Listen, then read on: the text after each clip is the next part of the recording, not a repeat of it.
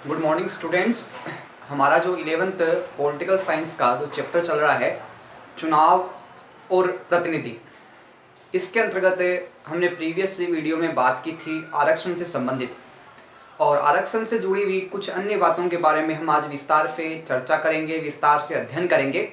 और इसके साथ हम आगे जो चुनाव लड़ने के जो अधिकार हैं उनके बारे में भी आज चर्चा करेंगे और इस बात को समझने का प्रयास करेंगे कि चुनाव लड़ने का अधिकार है वो किस आधार पर किसी व्यक्ति को प्राप्त होता है, और आरक्षण से संबंधित कुछ बातें जो शेष बची हुई अपनी प्रीवियस वीडियो की उसको आज कंप्लीट करेंगे। तो सबसे पहले बात आती है कि वर्तमान में मुख्य चुनाव आयुक्त कौन है।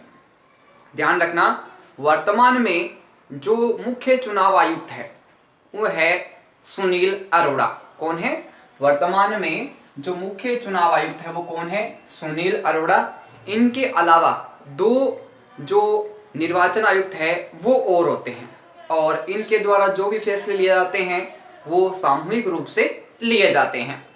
आगे बात आती है, प्रत्येक राज्य में आरक्षण के लिए निर्वाचन क्षेत्रों का एक कोटा होता है।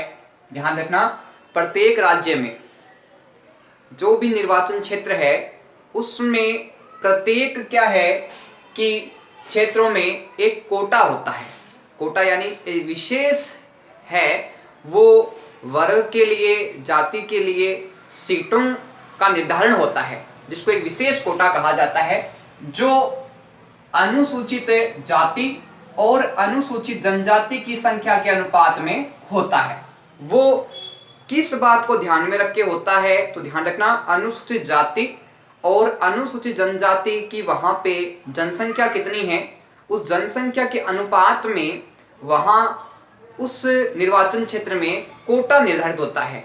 तो यहाँ एक बात स्पष्ट हुई कि प्रत्येक निर्वाचन क्षेत्र में, ये नहीं कि सिर्फ एक निर्वाचन क्षेत्र में, प्रत्येक निर्वाचन क्षेत्र में क्या होता है कि अनुसूचित जाति और अनुसूचित जनजाति के लिए उनकी जो संख्या है, यानी उनकी जो कुल जनसंख्या है उन क्षेत्र में, उसी को ध्यान में रखते हुए उनके लिए सीटों का निर्धारण है वो किया जाता है।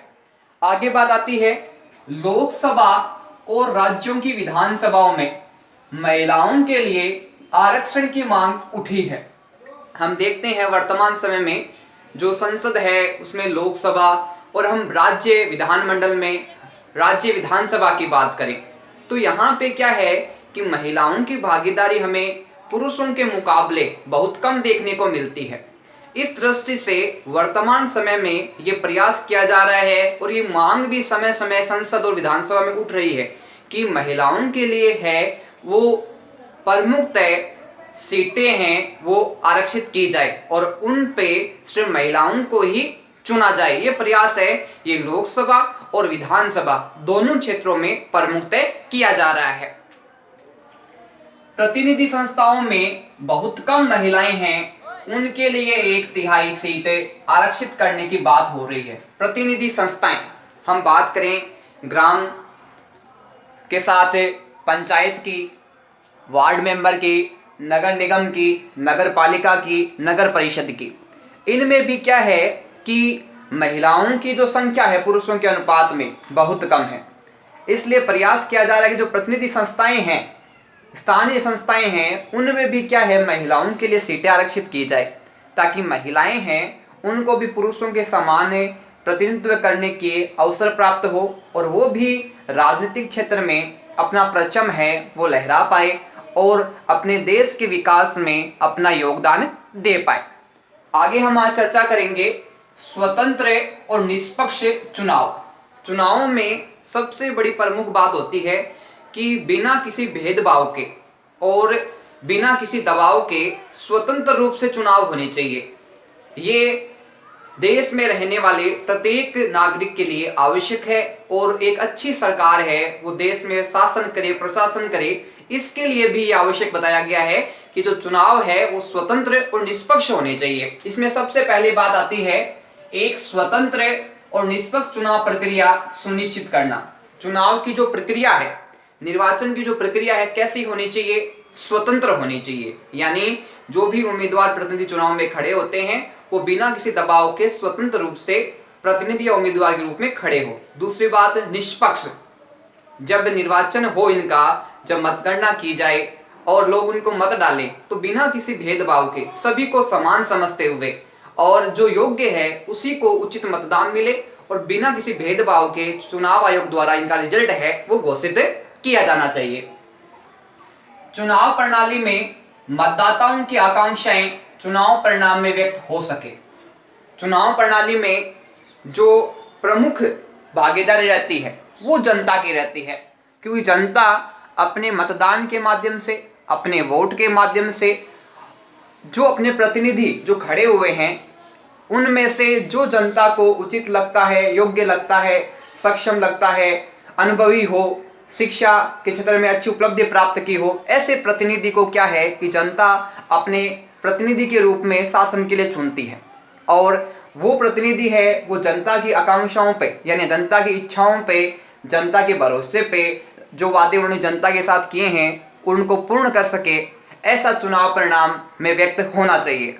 अब बात आती है कि वर्तमान समय में हम बात करें तो क्या सभी जो वर्ग है, जाति हैं, उनको समान अधिकार मिल रहे हैं क्या चुनाव में? समान रूप से उनकी जितनी जनसंख्या है उनके अनुपात में उनको भागीदारी मिल रही है या नहीं मिल रही, या उनको कहीं ना कहीं अपने आप में असहाय या पिछड़ापन महसूस होता है? इसके बारे में हम विशेष रूप से चर्चा करेंगे, विशेष रूप से अध्ययन करेंगे। सबसे पहले बात आती है भारत की आबादी में मुसलमानों का प्रतिशत। भारत की जो जनसंख्या है वो लगभग अभी 130 करोड़ से अबव हो चुकी है और हम बात करें उनमें मुसलमानों का प्रतिशत है लगभग क्या है, बहुत कम देखने को मिलता है। फिर भी हम बात करें तो भारत की आबादी में मुसलमानों का जो प्रतिशत है वो 13.5% है। कितना प्रतिशत है? 13.5% हम इसको कह सकते हैं। यानी भारत की कुल आबादी में जो मुसलमानों का जो प्रतिशत है, मुसलमानों जो कुल जनसंख्या उसके आधार पे हम जो प्रतिशत निकालते हैं वो 13.5% है। अब हम बात करें आगे कि लोकसभा में मुसलमान सांसदों की संख्या, संसद का जो सदन है लोकसभा है, उसमें हम बात करें कि कितने प्रतिशत मुसलमान हैं, उनकी सीटें वहां हैं। तो बात करें हम तो मुसलमान सांसदों की जो संख्या है वो 6% से कम है। हमने बात की कि मुसलमानों की कुल जनसंख्या का कितना प्रतिशत है? 13.5% भारत में है। जबकि अगर हम बात करें कि उनको लोकसभा में जो सीटें प्राप्त है वो कितने प्रतिशत है, तो ध्यान रखना लोकसभा में मुसलमान सांसदों की संख्या की अगर बात की जाए हम तो 6% से भी कम है। यानी हमें काफी डिफरेंस यहाँ देखने को मिल रहा है। 13.5% है कुल जनसंख्या है, जबकि लोकसभा में जो मुसलमान सांसद है उनकी संख्या का प्रतिशत कितना है? 6% से भी कम बताया गया है। जनसंख्या के अनुपात में आधे से भी कम सीटें। अब बात करें हमें कि कुल जनसंख्या और मुसलमान सांसदों के अनुपात में कितना अंतर है, तो हमें काफी अंतर देखने को मिलता है। 13.5% तो कुल जनसंख्या मुसलमानों की है, लेकिन वर्तमान में लोकसभा में मुसलमान सांसदों की हम संख्या की बात करें तो 6% से भी कम है। तो एक बात इसमें स्पष्ट होती है कि जनसंख्या के अनुपात में जो मुसलमान सांसद है उनकी सीटें बहुत कम है। तो एक प्रकार से देखा जाए तो ये मुसलमानों के साथ एक प्रकार से जो उनकी जनसंख्या है उसकी दृष्टि से एक प्रकार से कहा जाए तो समानता ने होके असमानता मानी जा सकती है। यह स्थिति अधिकतर राज्य विधानसभाओं में, ये बात सिर्फ लोकसभा की नहीं है, हम बात करें कि अधिकतर राज्य जो भारत के हैं उनमें भी मुसलमानों की यही स्थिति देखने को मिलती है कि उनकी जनसंख्या अलग अलग राज्यों में अलग अलग है, लेकिन इस दृष्टि से उनकी सीटों की बात करें हम विधानसभाओं में तो उनमें भी काफी कुछ है वो असमानता देखने को मिलती है। हमें समानुपातिक प्रतिनिधित्व प्रणाली अपनानी चाहिए। क्या हमें ये भेदभाव दूर करने के लिए, असमानता दूर करने के लिए हमें कौन सी प्रणाली अपनानी चाहिए? हो सकता है कि अगर अपन समानुपातिक प्रतिनिधित्व प्रणाली अपनाते हैं, समानुपातिक प्रणाली में क्या होता है कि जिस अनुपात में जितने प्रतिशत वोट प्राप्त होते हैं, जिस भी पार्टी को, जिस भी दल को, जिस भी समूह को, उसी अनुपात में क्या है कि उनको सीटें प्राप्त होती है। तो समानुपातिक प्रणाली में ये किया जाए तो इससे क्या है कि काफी कुछ है वो असमानता दूर हो सकती है। आगे बात की जाए, मुसलमानों को भी आरक्षण मिलना चाहिए जैसे अनुसूचित जातियों और जनजातियों को दिया गया है। एक क्वेश्चन ये भी उठता है कि क्या मुसलमानों को आरक्षण दिया जा सकता है। आरक्षण यानी एक ऐसी विशेष छूट जिससे समाज के अन्य जातियां हैं उनके समान इनको लाने का प्रयास किया जाए और जो असमानता है उसको दूर किया जाए। कैसे?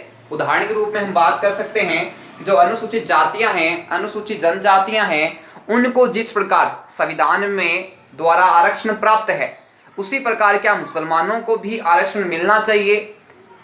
जैसे अनुसूचित जातियों और अनुसूचित जनजातियों को मिलता है, तो आवश्यकता के आधार पर अगर देश को, हमारे देश में संविधान है, सरकार को असमानता दूर करनी है तो हो सकता है कि आरक्षण के माध्यम से ये जो असमानता है ये दूर की जा सकती है। मुसलमान महिलाओं के लिए अलग से आरक्षण, हम देखते हैं कि जहां मुसलमान सांसदों की हम बात कर रहे हैं, पुरुषों का अनुपात तो बहुत ही कम है, लेकिन अगर हम उसके मुकाबले महिलाओं की बात करें तो महिलाओं की सीटें तो हमें ना के बराबर है वो देखने को मिलती है। तो इससे एक प्रकार से स्पष्ट ये बात सिद्ध होती है कि कुछ जातियां हैं उनकी सीटें तो बहुत अधिक है, कुछ वर्ग है उनकी सीटें तो बहुत अधिक है, जबकि अन्य जातियों की हम बात करें तो उनकी सीटें हैं, चाहे लोकसभा हो, चाहे विधानसभा हो, चाहे ग्राम सभा हो, चाहे नगर निगम हो, चाहे नगर पालिका हो, नगर परिषद हो, इनमें मुसलमान हैं, अनुसूचित जाति है, अनुसूचित जनजाति है, इनकी सीटें बहुत कम देखने को सामान्यतः मिलती है। चुनाव लड़ने का अधिकार, सभी नागरिकों को चुनाव में खड़े होने का अधिकार है। देश में रहने वाला प्रत्येक नागरिक, चाहे वो किसी भी स्थान पे रहता हो, कोई भी कार्य करता हो, सभी को समान रूप से क्या है कि चुनाव लड़ने का अधिकार है। चुनाव में कोई भी व्यक्ति है वो खड़ा हो सकता है और चुनाव लड़ सकता है। अब जो व्यक्ति चुनाव लड़ता है, चुनाव में जीतता है, तो उसके अनुसार हम आगे बात करते हैं कि जनता का प्रतिनिधि होने का अधिकार। अगर जो उम्मीदवार, जो प्रतिनिधि चुनाव में खड़ा हुआ और उसको वोट है वो अन्य से अधिक मिले तो वो जीत जाता है, और जो प्रतिनिधि जीतता है उसको क्या है कि जनता के प्रतिनिधि के रूप में कार्य करने का अवसर मिलता है। यानी वो जनता की जो मांग है, जनता के जो समस्याएं हैं, जनता के लिए जो योजनाएं हैं, उनको अपने स्तर पर हर प्रयास करता है कि उन्हें समस्याओं से दूर किया जाए, नई योजनाएं लागू की जाए और अधिक से अधिक अपने क्षेत्र में सुख समृद्धि लाने का प्रयास किया जाना चाहिए।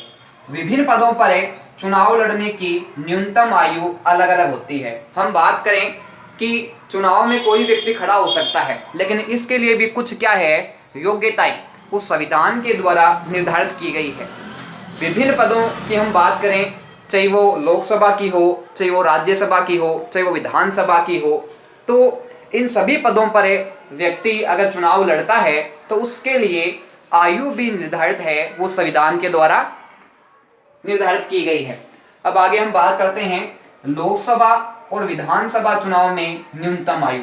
किसी भी व्यक्ति के द्वारा विधानसभा और लोकसभा का चुनाव लड़ा जाता है, यानी चुनाव में वो खड़ा होता है, तो उसके लिए जो न्यूनतम आयु है वो बताई गई है, कम से कम 25 वर्ष का जो व्यक्ति हो गया है वो विधानसभा और लोकसभा का चुनाव है वो लड़ सकता है। लेकिन इससे कम आयु का व्यक्ति है वो न तो लोकसभा का चुनाव लड़ सकता है न विधानसभा का चुनाव लड़ सकता है। इसी प्रकार बात की जाए राज्यसभा चुनाव में, राज्यसभा में चुनाव में उम्मीदवार के लिए जो न्यूनतम आयु बताई गई है वो बताई गई 30 वर्ष। तो ध्यान रखना, लोकसभा और विधानसभा के चुनाव लड़ने के लिए आयु होनी चाहिए 25 वर्ष, और अगर राज्यसभा का चुनाव लड़ते हैं कोई भी व्यक्ति तो उसके लिए न्यूनतम आयु निर्धारित की गई है, संविधान के द्वारा 30 वर्ष निर्धारित की गई है। यदि किसी व्यक्ति को किसी अपराध के लिए 2 या 2 से अधिक वर्षों तक जेल हुई हो तो चुनाव लड़ने के योग्य नहीं है। यदि किसी व्यक्ति को किसी अनुचित कार्य के लिए, किसी गलत कार्य के लिए, किसी अपराध के लिए, किसी ऐसी असामाजिक गतिविधि के कारण 2 या 2 से अधिक वर्षों तक अगर उसको जेल हुई है, उसने सजा पाई है, तो ऐसे व्यक्ति को क्या है कि चुनाव लड़ने का अधिकार है वो नहीं दिया गया है। तो जो व्यक्ति है जो योग्यताएं रखता है भारत का नागरिक हो और जो उसमें योग्यताएं निर्धारित की गई वैसी आयु हो, तो इन सभी योग्यताएं के आधार पे व्यक्ति को क्या है कि चुनाव लड़ने का अवसर मिलता है।